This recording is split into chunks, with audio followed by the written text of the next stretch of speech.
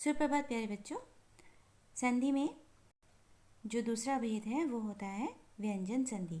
तो व्यंजन संधि किसे कहते हैं? जिस तरह हम लोगों ने पहले पढ़ा था कि स्वर संधि में दो स्वर जो निकट होते हैं वे आपस में जुड़ जाते हैं, उसी तरह से व्यंजन में वर्ण के बाद स्वर या व्यंजन आने पर जो परिवर्तन होता है उसे व्यंजन संधि कहते हैं।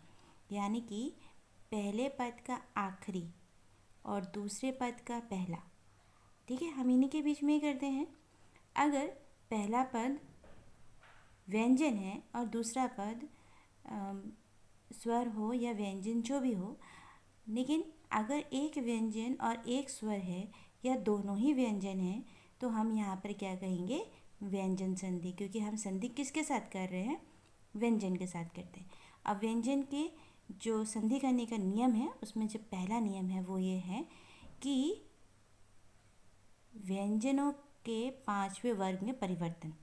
ठीक है, अब पांचवें वर्ग में परिवर्तन यानी जैसे हम लोग बोलते हैं क ख ग घ अंगा, यानी क पहला है, ख दूसरा है, ग तीसरा है, घ चौथा है और अंगा हमारा पांचवा वर्ण है। ठीक है, तो पहले वर्ण का यानी क वर्ण का अंगा वर्ण में परिवर्तन कैसे होगा? उसी तरह से च वर्ण को परिवर्तन हो जाएगा न्य में, ट बन जाएगा ण में, त बन जाएगा न में और प बन जाएगा म में। ठीक है, वो कैसे होगा? देखो इसका नियम कि व्यंजनों के पांचवें वर्गों यानी क वर्ग, च वर्ग, त वर्ग और प वर्ग से पहले अगर च त प यानी सबके अंदर से स्वर निकले हुए होंगे, इसके अंदर स्वर नहीं होगा, के बाद कोई स्वर तथा तीसरा या चौथा, ठीक है, या तो फिर य र ल व, ठीक है, तीन कंडीशन बोल रहे हैं कि या तो स्वर आएगा या तो तीसरा या चौथा नंबर वाला आएगा वर्ण, यानी क लाइन है तो क लाइन का तीसरा क्या होगा? क ख ग, ग होगा हमारा तीसरा और चौथा कौन सा होगा? घ।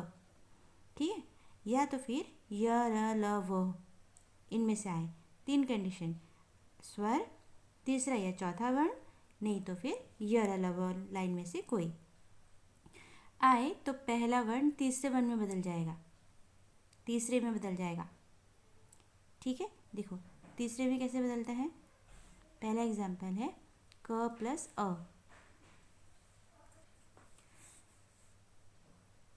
क के बाद अ आया, ठीक है, तो यहाँ बन गया ग।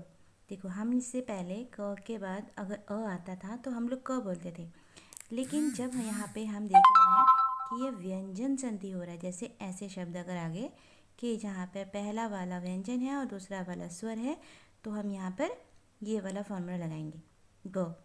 ठीक है, पहले वर्ण के बाद स्वर आया तो वो अपने ही लाइन की तीसरे वाले में परिवर्तित हो गया। इसका उदाहरण मैं ठीक से दिखाती हूँ आपको। जैसे ये है हमारा वर्णमाला, तो ये है क वर्ग, च वर्ग, त वर्ग, त वर्ग और प वर्ग, ये है पहला वर्ण। इसके बाद अगर स्वर आता है तो ये तीसरे वर्ण में परिवर्तित हो जाता है। च के बाद अगर स्वर आएगा तो तीसरे वर्ण में परिवर्तित होगा, ये भी इसमें परिवर्तित होगा, ये इसमें परिवर्तित होगा, ये इसमें परिवर्तित होगा, यानी ये है हमारा पहला नियम। दूसरा नियम है कि अगर तीसरा या चौथा वाला आ जाए सामने, ठीक है, तीसरा या चौथा वाला यानी कि क वर्ण का तीसरा या चौथा, ठीक है, 3 नंबर या 4 नंबर, उसी लाइन का 3 नंबर या 4 नंबर या दूसरी लाइन का भी हो सकता है। ठीक है, दूसरी लाइन का भी अगर 3 नंबर या 4 नंबर आ जाए तो ये किस में परिवर्तित होगा? 3 नंबर वाले में, इस पे किस में परिवर्तित हो रहा है? इसमें।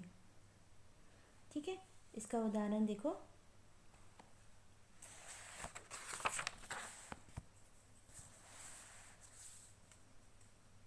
तो है, ये आ गया छ, उसी लाइन का च लाइन का तीसरा डिजिट आ गया। ठीक है, तो ये क्या बन गया, च में परिवर्तित हो गया। देखो ये था, ये था, ये पहला वर्ण बन गया। ठीक है, देखा आपने, यहाँ पे आप एग्जाम्पल देखोगे तो आपको ये ठीक तरह से समझ में आ जाएगा। दूसरा नियम देखो, यहाँ कह रहे हैं कि वर्ण से पहले वर्ण के पहले वर्ण के बाद यदि म या न हो तो पहला वर्ण उसी वर्ण के पांचवें वर्ण में बदल जाएगा। ठीक है, जैसे क के बाद अगर म आता है तो वो अंगा में बदल जाएगा। जैसे ये है पहला वर्ण और उसके बाद आ रहा है ये पांचवा वर्ण, तो ये परिवर्तित किस में होगा, अपनी ही लाइन के पांचवें वर्ण में। यानी क बदल के अंगा बनेगा, च बदल के न्य बनेगा, ट बदल के ण बनेगा, त बदल के न बनेगा। ठीक है, तो ये है आपके व्यंजन संधि। आप इसे अच्छी तरह से एक बार बुक में पढ़ लीजिए, और अगर आपको कोई तकलीफ़ या कोई परेशानी हो या कुछ पूछना हो तो आप मैसेज या कॉल कर सकते हैं। धन्यवाद।